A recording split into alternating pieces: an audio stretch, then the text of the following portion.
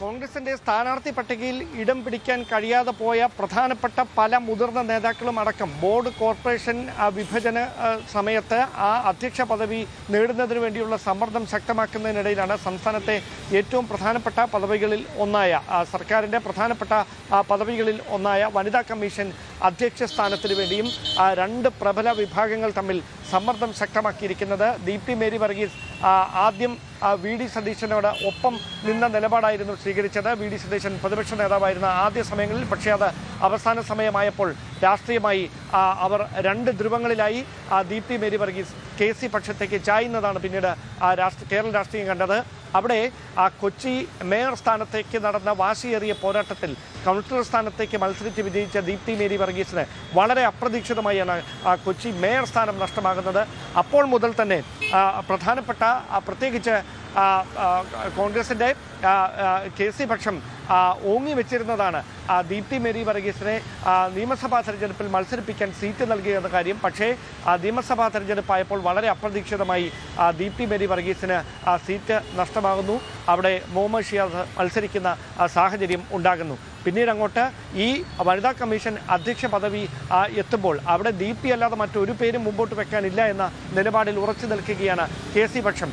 അതുകൊണ്ട് തന്നെയാണ് അവർ ദീപ്തി മേരി വർഗീസിന് വേണ്ടി ഇത്രയധികം വലിയ സമ്മർദ്ദം ശക്തമാക്കുന്ന ഒരു സാഹചര്യം ഉണ്ടായിരിക്കുന്നത്. എന്തായാലും ഒരു കാര്യം ഉറപ്പാണ്, ദീപ്തി മേരി വർഗീസിന് വേണ്ടിയുള്ള എല്ലാ തരത്തിലുള്ള സമ്മർദ്ദ നീക്കങ്ങളും കോൺഗ്രസ് ദേശീയ നേതൃത്വത്തിന് മുമ്പിൽ അടക്കം കെ സി പക്ഷം നടത്തുന്നുണ്ട് എന്ന സൂചനകളാണ് ലഭിക്കുന്നത്.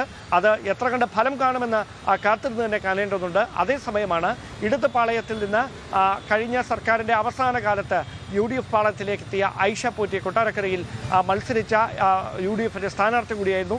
ഐഷ പോറ്റി KN ബാലഗോപാലിനോടാണ് പരാജയപ്പെട്ടത്. ഐഷ പോറ്റിക്ക് അർഹമായ പ്രാതിനിധ്യം നൽകണം, വനിതാ കമ്മീഷൻ അധ്യക്ഷ പദവിയിലേക്ക് ഐഷ പോറ്റിയെ കൊണ്ടുവരണമെന്ന നിലപാടിൽ വി ഡി പക്ഷവും മുഖ്യമന്ത്രി വി ഡി സതീശൻ സൂചിപ്പിക്കുന്ന പോലെ തന്നെ നമുക്കറിയാം ദീപ്തി മേരി വർഗീസിന്റെ പേര് പലപ്പോഴായി ചർച്ച ചെയ്യപ്പെട്ട ഒരു സാഹചര്യമുണ്ട്. അതായിരുന്നു കൊച്ചി കോർപ്പറേഷന്റെ അധ്യക്ഷ പദവിയിലേക്ക് ദീപ്തിയുടെ പേരായിരുന്നു ആദ്യം മുതൽ ഉയർന്നു കേട്ടത്. ഒരു പക്ഷേ അങ്ങനെ ഒരു സ്ഥാനാർത്ഥി എന്ന നിലയിൽ തന്നെ, മേയർ സ്ഥാനാർത്ഥി എന്ന നിലയിൽ തന്നെ പ്രൊജക്റ്റ് ചെയ്യപ്പെട്ട ആൾ കൂടിയായിരുന്നു ദീപ്തി മേരി വർഗീസ്. പക്ഷേ പിന്നീട് മതസാമുദായിക ഇക്വേഷനുകളിൽ തട്ടിയാണ് ആ സ്ഥാനം നഷ്ടപ്പെട്ടത്.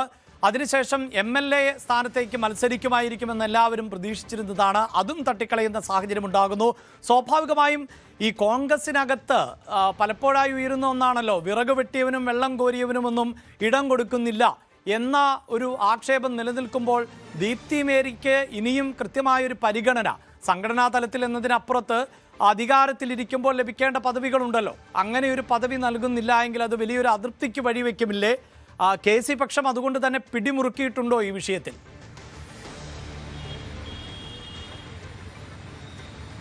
എന്തുകൊണ്ടാണ് ദീപ്തിയോട് ഇത്ര അവഗണന എന്ന ചോദ്യം തന്നെയാണ് അവർ ഉന്നയിക്കുന്നത്. ആദ്യഘട്ടം മുതൽ മേയർ സ്ഥാനത്തേക്ക് നടന്ന തെരഞ്ഞെടുപ്പിൽ, അത് കഴിഞ്ഞ് സ്ഥാനാർത്ഥി നിർണയത്തിലൊക്കെ വെട്ടി നിർത്തപ്പെടുകയാണ് ദീപ്തി മേരി വർഗീസ് ചെയ്തത്. അത് ഇനി അംഗീകരിക്കാനാവില്ല. പാർട്ടിക്ക് വേണ്ടി നിയമസഭാ തെരഞ്ഞെടുപ്പിന് മുമ്പ് പാർട്ടി തലത്തിൽ, സംഘടനാ തലത്തിൽ പ്രവർത്തനം നടത്തിയ ഒരു വനിത എന്ന നിലയിൽ ആ പ്രാതിനിധ്യവും പരിഗണനയും ദീപ്തി മേരി വർഗീസിന് നൽകണം. അവിടെ ക്രൈസ്തവ പ്രാതിനിധ്യം കൂടി ഉയർത്തിക്കാണിക്കുന്നുണ്ട് കെ സി പക്ഷം. ഇതെല്ലാം പരിഗണിച്ചുകൊണ്ട് ദീപ്തി മേരി വർഗീസിന് കൃത്യമായ ഒരു സ്ഥാനം, അർഹിക്കുന്ന പരിഗണന ഈ ബോർഡ് കോർപ്പറേഷൻ ചെയർമാൻ സ്ഥാനങ്ങൾ വീതിക്കുമ്പോൾ നൽകണമെന്ന നിലപാടിലാണ് അവർ. എന്തായാലും വലിയ സമ്മർദ്ദമാണ് ചെലുത്തിക്കൊണ്ടിരിക്കുന്നത്. അവിടെ ഒരുപക്ഷെ ദേശീയ നേതൃത്വത്തിൻ്റെ തന്നെ ഇടപെടൽ ഉണ്ടായേക്കുമെന്നാണ് സൂചന. കാരണം ഇങ്ങനെ ഈ പരിഹാരമില്ലാത്ത രീതിയിൽ ഈ തർക്കം ഇങ്ങനെ മുമ്പോട്ട് പോയാൽ അതൊട്ടും ആശാസ്യമായിട്ടുള്ള കാര്യമല്ല. അതുകൊണ്ട് തന്നെ ഏറ്റവും പ്രധാനപ്പെട്ട, പ്രത്യേകിച്ച് സ്ത്രീകളുമായി ബന്ധപ്പെട്ട വിഷയങ്ങൾ, പരാതികൾ, വിവാദങ്ങളൊക്കെ തുടർച്ചയായി ഉണ്ടാകുന്ന സാഹചര്യങ്ങളുണ്ട്. അങ്ങനെയുള്ള ഘട്ടങ്ങളിൽ നിലപാടെടുക്കേണ്ട, അതിനെ നയിച്ചുകൊണ്ട് പോകേണ്ട ആളാണ് വനിതാ കമ്മീഷൻ അധ്യക്ഷ. ആ പദവിയിലേക്ക് സർക്കാർ അധികാരമേറ്റ് ഇത്ര നാളുകൾക്ക് ശേഷവും അധ്യക്ഷയെ തിരഞ്ഞെടുക്കാൻ കഴിയാത്തത് വലിയൊരു അവമതിപ്പുണ്ടാക്കുന്ന സാഹചര്യമുണ്ട്. അങ്ങനെ ഒരു പശ്ചാത്തലത്തിലാണ് അടിയന്തരമായി തന്നെ വനിതാ കമ്മീഷൻ അധ്യക്ഷ സ്ഥാനത്തേക്ക് ദീപ്തി വേണോ, ഐഷ പോറ്റി വേണോ എന്ന ചോദ്യത്തിന് എത്രയും പെട്ടെന്ന് ഉത്തരം കണ്ടെത്താനുള്ള നീക്കം കോൺഗ്രസിന്റെ നേതൃത്വം സജീവമാക്കിയിരിക്കുന്നത്. തീർച്ചയായും അവിടെ ഐഷ പോറ്റിയും നമുക്കറിയാം. ഐഷ പോറ്റി കാലങ്ങളായി ഇടത് പക്ഷത്തിൻ്റെ ഭാഗമായിരുന്നു, MLA പദവി അലങ്കരിച്ചിരുന്നു. അങ്ങനെ പിന്നീട് അവിടെ നിന്ന് മാറി കോൺഗ്രസിലേക്ക് എത്തി. ഈ സൂചിപ്പിച്ച പോലെ അവിടെ ഒരു സ്ഥാനാർത്ഥി എന്ന നിലയിലുള്ള ഇടം നൽകുകയും ചെയ്തു. മുതിർന്ന നേതാവാണ് എന്ന കാര്യത്തിലൊന്നും സംശയമില്ല. അവിടെയാണല്ലോ ഐഷ പോറ്റിക്ക് വേണ്ടിയുള്ള വാദം ശക്തമാകുന്നത്. പക്ഷേ മറ്റു പാർട്ടികളിൽ നിന്ന് എത്തുന്നവർക്ക് അക്കോമഡേഷൻ നൽകുമ്പോൾ അത് ഒരു സന്ദേശമാണ്, ഇത്തരത്തിൽ ആളുകൾ എത്തിയാൽ അവരെ പാർട്ടി സംരക്ഷിക്കും എന്നുള്ളത്. പക്ഷേ ഇതുവരെയും ഈ ഇടത് ആദർശത്തിൻ്റെ ഒപ്പം നിന്നൊരാൾ മുന്നണി മാറി എത്തുമ്പോൾ ഉടനെ തന്നെ ഇത്തരം പദവികൾ നേരത്തെ തന്നെ ഒരു MLA സ്ഥാനാർത്ഥിത്വം നൽകി കഴിഞ്ഞതായിരുന്നു.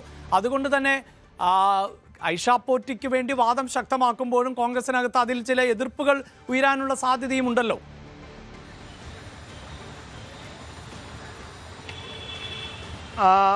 സ്വാഭാവികമായി അത് തന്നെയാണ് KC പക്ഷം ആയുധമാക്കുന്നതും. കാരണം ഐഷ പോറ്റി ഇടത് സഹയാത്രികയായി ഇടതുപക്ഷത്തിനൊപ്പം നിന്നിരുന്ന ആളാണ്.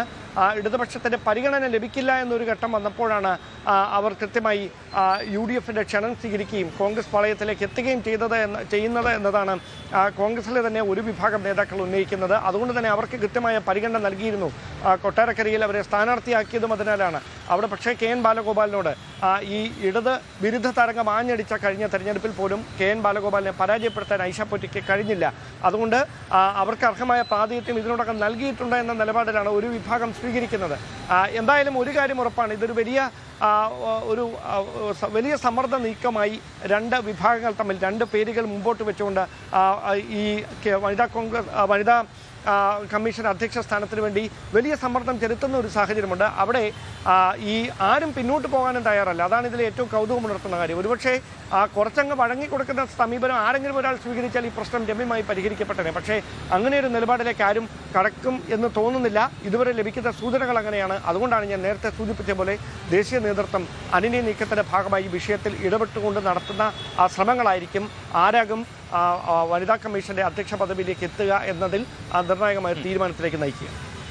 തീർച്ചയായും 10 വർഷം പ്രതിപക്ഷത്തിരുന്ന ശേഷമാണ് UDF ഇപ്പോൾ അധികാരത്തിൽ ഏറിയിട്ടുള്ളത്. അതുകൊണ്ട് തന്നെ പ്രധാനപ്പെട്ട പദവികളിലേക്ക് ആരെ നിയമിക്കും ഇനി എന്നത് വളരെ അധികം വാശിയോടുകൂടി നടക്കുന്ന ഒരു പോരാട്ടം എന്ന് തന്നെ പറയാം. വിവിധ ഗ്രൂപ്പുകൾ, വിവിധ വിഭാഗങ്ങൾ തമ്മിൽ. കാരണം 10 വർഷമായി തങ്ങളുടെ വിഭാഗങ്ങൾക്ക് അല്ലെങ്കിൽ തങ്ങളെ പിന്തുണച്ചിരുന്ന ആളുകൾക്കൊന്നും തൃപ്തികരമായ ഇടങ്ങൾ നൽകാൻ പ്രതിപക്ഷത്തായിരുന്നത് കൊണ്ട് തന്നെ സാധിച്ചിരുന്നില്ല. ഇനിയിപ്പോൾ വളരെ പ്രധാനപ്പെട്ട ചില പദവികളൊക്കെ മുന്നണി സംവിധാനത്തിൻ്റെ ഭാഗമായി ആവശ്യപ്പെടുന്ന സാഹചര്യം കൂടിയുണ്ട്. അവിടെയാണ് ഭരണപരിഷ്കാര കമ്മീഷന്റെ ചെയർമാൻ എന്ന നിലയിലേക്ക് ആര് വരും? അവിടെ MK മുനീറിന്റെ പേര് ഉയർന്നു കേൾക്കുന്നുണ്ട്. വയോജന കമ്മീഷന്റെ നേതൃപദവിയിലേക്കായിരിക്കാം ഒരുപക്ഷെ KC ജോസഫിനെ പോലെയുള്ള PJ ജോസഫിനെ പോലെയുള്ളവർ വരിക. അതേസമയം തന്നെ മാണി C കാപ്പന് ഇടം നൽകണമെന്ന ആവശ്യം കൂടി ഉയർന്നു വരുന്ന പശ്ചാത്തലമുണ്ട്. G ദേവരാജൻ, പിന്നീട് ഫോർവേഡ് ബ്ലോക്കിൽ നിന്നെത്തിയ ദേവരാജന് ഇടം നൽകണമെന്ന ആവശ്യം ഉയരുന്നുണ്ട്. ഇതിനിടയിലാണ് GCDയുടെ അധ്യക്ഷ പദവിയിലേക്ക്, വനിതാ കമ്മീഷന്റെ അധ്യക്ഷ പദവിയിലേക്കൊക്കെ ആര് എന്നത് സംബന്ധിച്ച ചർച്ചകളും അതിനുവേണ്ടിയുള്ള വാദങ്ങളും അതിശക്തമായി തന്നെ കോൺഗ്രസിനകത്ത് മുന്നോട്ട് പോകുന്നത്.